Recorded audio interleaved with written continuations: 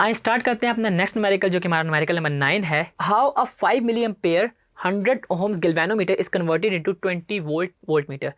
कि हमारे पास एक गैल्वेनोमीटर है, उसको हमने 20 वोल्ट मीटर में कन्वर्ट करना है। हमारे पास इसमें करंट भी गिवन है, रेजिस्टेंस भी गिवन है और हमारे पास वोल्टेज भी गिवन है। तो हमने इसमें जस्ट आर एच फाइंड करनी है कि कैसे हम उसके अंदर जो हायर रेजिस्टेंस थी जो हमने उसके साथ सीरीज़ में कनेक्ट करते थे वो हम कैसे फाइंड आउट करते हैं।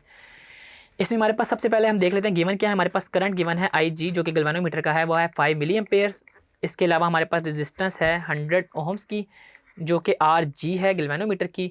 और इसके अलावा हमारे पास में वोल्टेज गिवन है जो कि 20 वोल्ट है।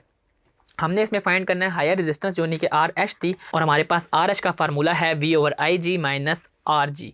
ठीक है जी। अब वी हमारे पास क्या है जी, हम इसमें इसकी वैल्यूज़ को पुट करते हैं। वी है हमारे पास 20, आई है हमारे पास 5 मिलियन पर, यानी कि 5 × 10⁻³ और इसके साथ माइनस हो रहा है आर जी है मेरे पास 100 ओहम्स। इसमें हम सबसे पहले आर की वैल्यू को फाइंड आउट कर लेते हैं कि 20 को हम डिवाइड करते हैं 5 × 10⁻³ से और माइनस कर लेते हैं इसको 100 से, तो मेरा आंसर आता है 3900 ओहम्स।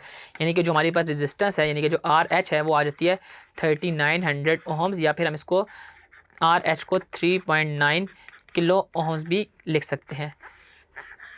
तो यूँ आपने देखा कि अगर आपके पास गैल्वेनोमीटर का करंट, उसकी रेजिस्टेंस और इसके अलावा वोल्ट मीटर के जितने हमारे वोल्टेज रिक्वायर्ड हैं वो गिवन हो, तो हम उसके ज़रिए इजीली आर एच फाइंड कर सकते हैं by using R H is equal to V over I G minus R G से।